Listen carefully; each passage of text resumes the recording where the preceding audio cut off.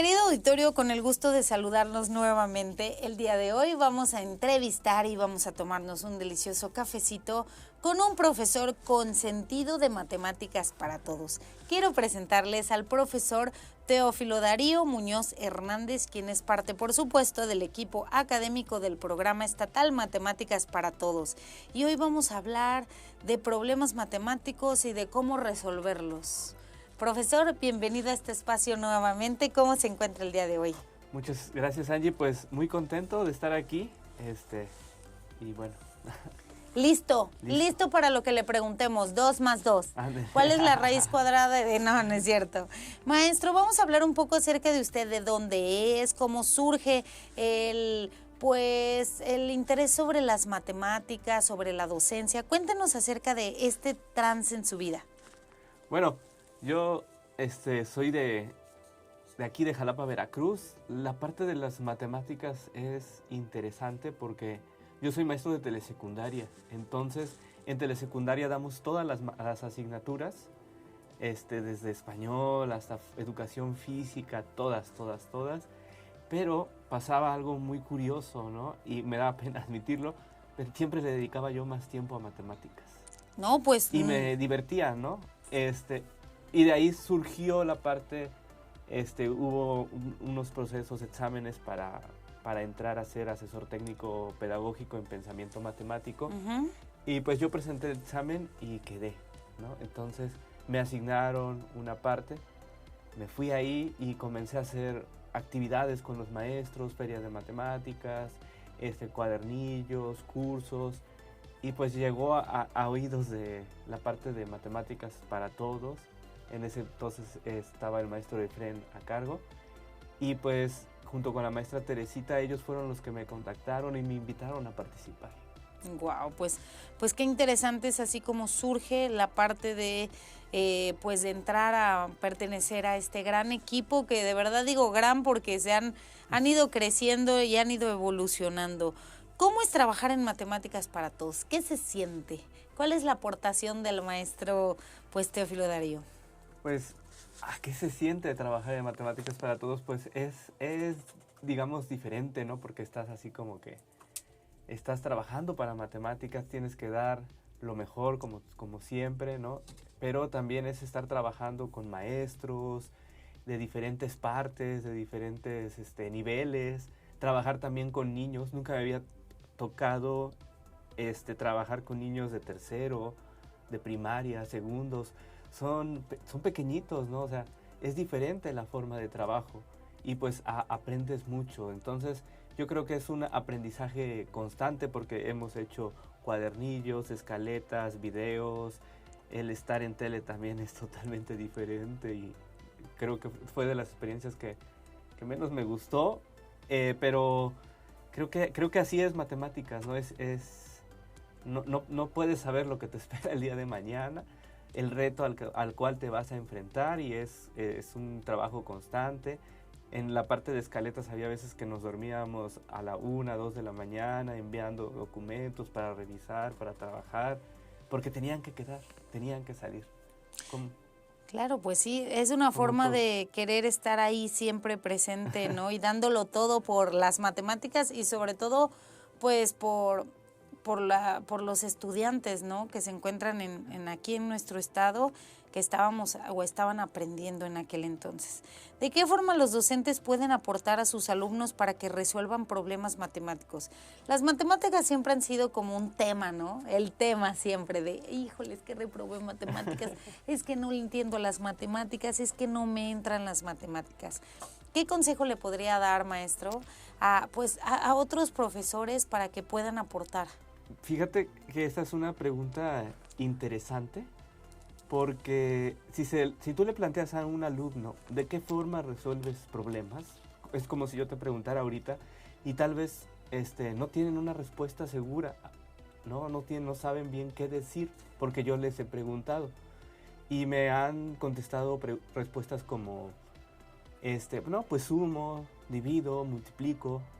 Y si tú le preguntas a un maestro, el maestro te va a contestar así. Bueno, ellos pueden utilizar tablas, ellos pueden utilizar gráficas, pueden utilizar dibujos, pueden ir haciendo prueba y error.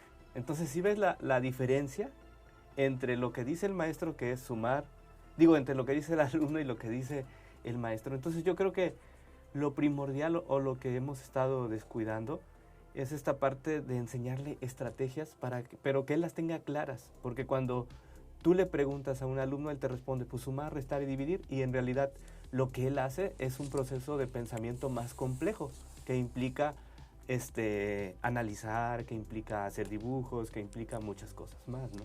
Muchas veces se nos hace difícil cambiar nuestras estrategias y nuestros métodos de enseñanza. ¿Cómo podríamos implementar este método y estrategias a los docentes? Pues es lo que te platicaba, ¿no? Yo creo que principalmente el alumno debe de reconocer que va a resolver un problema, un reto, un problema de la vida cotidiana, ¿sí?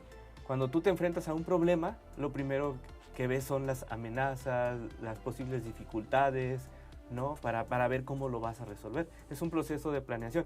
Entonces yo creo que la forma en que ellos pueden implementar es eso, enseñando métodos claros y dándoles estrategias claras también, para que puedan resolver. Maestro, y hablando de métodos, ¿en qué consiste el método del pensamiento creativo y resolución de problemas? Bueno, ¿Qué es eso? ¿Cómo se come? Cuéntenos. Fíjate, desde esa perspectiva yo creo que es importantísimo y es de lo que te hablaba hace un rato, ¿no? ¿Por qué pensamiento creativo? Porque no solamente enseñamos a resolver problemas para las matemáticas, sino para la vida real. Imagínate un alumno que hace, si se le llega a perder su libreta, donde traía los apuntes, tiene que resolver el problema de alguna forma. O si no tiene los materiales para hacer la tarea, los tiene que... ¿Y a qué recurre? Pues a la creatividad. Y creo que en la primaria tienen mucha creatividad, en la secundaria vas viendo un poquito menos de creatividad, y siento que es ahí donde se debe de reforzar. Por eso hablamos de esta parte del pensamiento creativo para la resolución del problema, que básicamente consiste pues en aplicar algunas estrategias donde el alumno pueda ir desarrollando este tipo de pensamiento mediante diversos estímulos o problemas o retos, en el cual tiene que él, principalmente 4 pasos, ¿no? Tiene que hacer 4 pasos.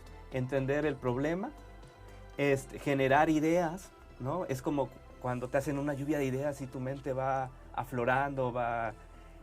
para poder resolver ese problema, después esa lluvia de ideas, ejecutarla en un plan y después accionar ese plan. Básicamente serían como que esos 4 pasos. Muy bien, pues con eso ya prácticamente nos quedamos.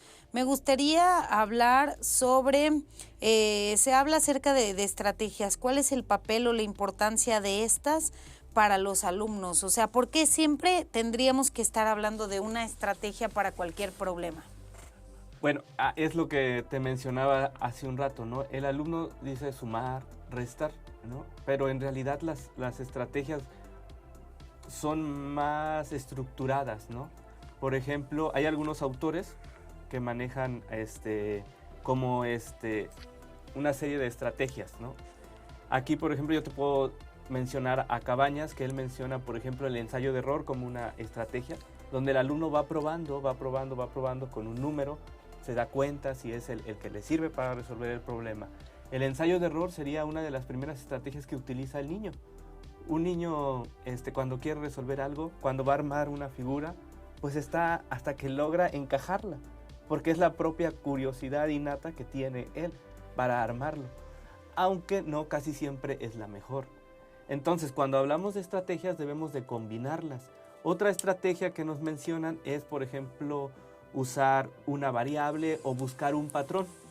¿Qué quiere decir esto con buscar un patrón? Por ejemplo, a veces, si te digo, por ejemplo, ¿qué número sigue en la siguiente secuencia?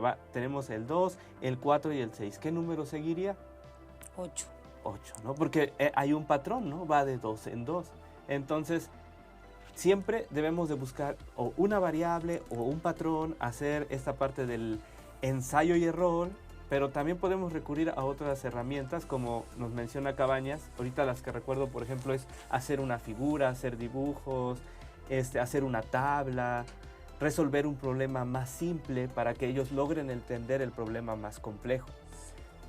Maestro, ¿cómo logra el docente esto dentro de un aula cuando a veces el espacio es limitado, los recursos no alcanzan, la atención es menos? ¿Cómo? O sea, no se vuelven locos. Es que de verdad yo aprecio y valoro y respeto mucho a los maestros. O sea, y más en la secundaria, que uno está vuelto loco, no te importa nada, quieres ya salirte de la clase, estás pensando en el novio, en la novia, en que tienes hambre, estás creciendo. O sea, son muchos los cambios que pasan en ese lapso y justamente tienes que aprender un montón de cosas difíciles, ¿no? Y más matemáticas. Fíjate que como docente, pues sí es una labor compleja. No imposible, pero sí compleja, porque nos enfrentamos a que tan solo el maestro de telesecundarias debe de dar 5 o 6 materias al día, ¿no? Entonces, ¿qué debes de hacer? Pues estructurar esas materias y hacer que en 2 horas a lo mejor puedas ver 2 o 3 materias, pero es una tarea difícil. Es como que aprovechar el tiempo para ver matemáticas, pero también para ver español y para ver algo de geografía, que son como que las ciencias que más se vinculan, ¿no? El español siempre va a estar presente. Yo siento que es una estrategia que se puede implementar y que ahorita con el nuevo plan de estudios es lo que se busca, ¿no? Que se vaya más allá de los contenidos y que esta parte sea estructural, ¿no? Que abordes varios contenidos en un solo proyecto, en una sola situación didáctica. Y ahí está también la respuesta, ¿no? En que el docente pueda aprovechar cada situación, cada aspecto, para poder implementar esas estrategias de solución, porque al final y al cabo le van a servir para resolver problemas del día a día y de su vida cotidiana. Muy bien. Maestro, me gustaría saber de manera personal cuáles han sido los beneficios, más bien la satisfacción de poder enseñar, de poder compartir el conocimiento con más personas. Fíjate que esta parte de ser maestro es muy enriquecedor porque te permite entender tu propio proceso de aprendizaje. No nada más al enseñar, no nada más estás enseñando, sino que estás aprendiendo mucho más. Y yo creo que es lo que pasa como cuando estás en radio, ¿no? Estás hablando, estás platicando y aprendes muchas cosas porque las estás difundiendo. Y pero aparte, pues también te das cuenta de muchos procesos que ocurren, ¿no? Te das cuenta de cómo funcionas tú para realizar el trabajo autónomo, para organizar a los demás. Entonces no nada más es ser maestro, sino es ser muchas cosas, ¿no? Desde un organizador, un empresario, un médico, porque hay situaciones que surgen también, ¿no? Y pues a veces tienes que ser también un padre, un amigo, porque tienes que regañar, tienes que educar. O sea, prácticamente las matemáticas te brindan esta posibilidad y ser profesor te da la cercanía y la oportunidad de estar bien cerquita de los estudiantes, donde a veces tus roles terminan de ser maestro y casi que psicólogo, el mejor amigo, el padre de familia, de yo te compro el desayuno hoy porque no te alcanza. Sí, es que sí pasa. Sí, me imagino. Y por otra parte, nos gustaría que compartiera con todo el auditorio qué significan las matemáticas para el maestro Teófilo Darío.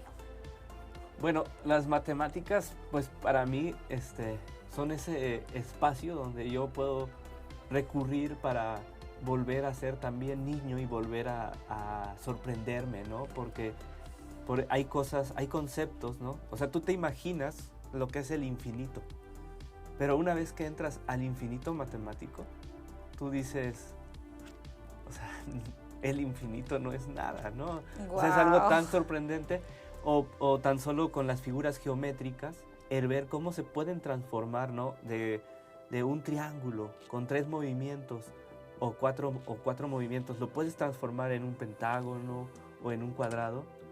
Y dices tú, bueno, esto es como volver a ser niño, ¿no? O sea, como cuando veías un Transformer en la tele y se transformaba en una bestia, o las caricaturas futuristas, es ver el futuro, ¿no? Hay un problema que me gusta mucho, que se llama el Hotel Infinito, y también hay otro problema que me fascina mucho y se los recomiendo mucho, que se llama la suma de Gauss. Si ustedes ponen en internet la suma de Gauss o el Hotel Infinito, les va a aparecer esta maravilla de lo que son las matemáticas y para qué sirven las matemáticas y por qué te sorprenden. Wow. Pues a mí la verdad es que siempre me sorprenden cómo lo pueden resolver. O sea, sí, las matemáticas, wow, me impresionan, pero los maestros de verdad que me impresionan más. Me gustaría que compartiera pues algún mensaje para todos sus alumnos, exalumnos, padres de familia y otros profesores que también están pues en esta labor diaria tan ardua que es tener ahí a estudiantes que a veces somos rebeldes, que a veces no quieren entender, que a veces están en la mera pubertad y ya no saben ni para dónde ni por dónde. Por favor, un mensaje para todas esas personas que lo están escuchando. Bueno, primeramente, pues si hay alumnos que estén escuchando, yo siempre le digo a los alumnos, aprovechen este tiempo, porque así como vieron que así como yo los veo, así yo estuve en algún momento, ¿no? Y me hubiera gustado aprender más de los profesores o más de esas asignaturas o hacer otras cosas. Yo, por ejemplo, casi siempre que vamos a hablar de matemáticas, hablamos de los pesos que ellos manejan para hacer ejercicio, pero que también pueden influir para que ellos se lastimen, ¿no? Se pueden ellos ocasionar un accidente. El hacer ejercicio siempre debe ser en moderación y es ahí donde entran también las matemáticas, ¿no? En cómo voy a repartir mi meta en partes iguales y cómo voy a lograr esa meta, ¿no? Pues para los alumnos es eso, que aprovechen este momento en cosas positivas, el hacer ejercicio, el aprender algo nuevo, ¿no? Casi siempre queremos como se dice, casi siempre queremos emplear nuestro tiempo en algo en lo que somos buenos. Y está bien, pero a veces es necesario probar cosas para ver, para experimentar y después no arrepentirte. Para los papás, pues apoyen a sus hijos, apoyen a los maestros. Yo creo que los papás en pandemia se dieron cuenta que no es una tarea fácil. Tenemos a más de 30 chicos en una aula de 5 por 6 metros, en un espacio de 30 metros cuadrados, 6 horas, ¿no? Con todas sus necesidades, con todas sus deficiencias, con todo lo que nosotros también cargamos. Entonces, apoyen a los maestros. Siempre, pues sí, créanle a sus hijos, pero también pongan en tela de juicio lo que les dicen sus hijos, ¿no? Y bueno, a los maestros, pues sigamos adelante, sigamos fortaleciendo ese trabajo en equipo que hemos realizado. Fíjate que una de las cosas que a mí me mueven mucho es esta parte de cómo pudimos hacer comunidad para hacer cuadernillos. Actualmente hemos intentado trabajar cuadernillos y es difícil encontrar gente que esté dispuesta a ayudarnos. Agradecemos mucho a aquellos que ahorita estamos trabajando en 2 cuadernillos y nos están apoyando porque imagínate, tienen cursos de actualización, tienen capacitaciones, tienen aparte pues sus asuntos personales, están en proceso de presentar un examen para promoción horizontal o vertical, tienen hijos, ¿no? ¿Cómo le hacen? ¿En cuántas partes se parten ahora sí? A ver, maestro, usted díganos cuántas, no que muy matemático, díganos en cuántas partes se parten los papás. No, la verdad es que completamente de acuerdo y bueno, la verdad yo siempre lo digo públicamente, mis respetos para los maestros. Yo creo que justamente fue en este momento que ya pasó de la pandemia, en donde los padres de familia valoraron y añoraron la escuela. Todos querían regresar a la escuela, tanto alumnos como padres de familia. Yo de verdad, todos mis amigos que son padres de familia decían, es que ya, o sea, nada que ver, mis hijos se desesperan, quieren salir, ya no hacen caso a la computadora, no les hacen caso.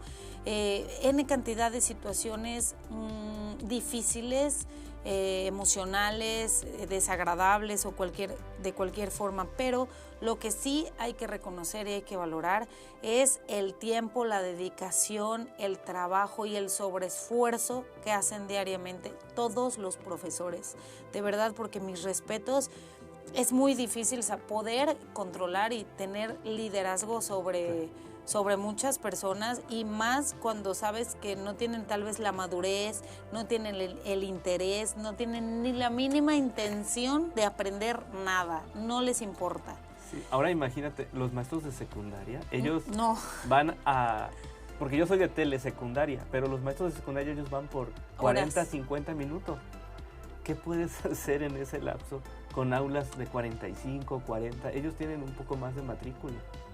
Es muy difícil. Es una labor muy buena. Yo me acuerdo que estuve en una secundaria técnica, y, o sea, ya nada más estábamos esperando que ya diera o sea, que sonara para, vámonos. Y todos salían, dejaron las mochilas ahí, se iban a la cafetería a comprar. Y ya, apúrate, acá viene el maestro. Y veíamos al maestro, y ya viene. O no, ya sabemos que llega tarde. O ya es súper puntual. O es bien regañón. Apúrense, y todos sentaditos. O sea, los alumnos siempre les tomamos las medidas a los profesores. Pero bueno, pues maestro, qué gran mensaje. Muchas gracias por compartir su experiencia, su trayectoria, y sobre todo pues su intención de poder difundir el amor a las matemáticas que le tiene. Muchas gracias, esto ha sido todo por hoy. No sé si guste mandar algún saludo. Pues sí, saludos a todo el estado de Veracruz, a Matemáticas para Todos, y en especial a Lomas del Dorado. Acá ya está mi suegra y también familia. Eso, pues ya están ahí los saludos públicamente. Muchas gracias, profesor. Nos escuchamos hasta la próxima. Hasta luego. Bye.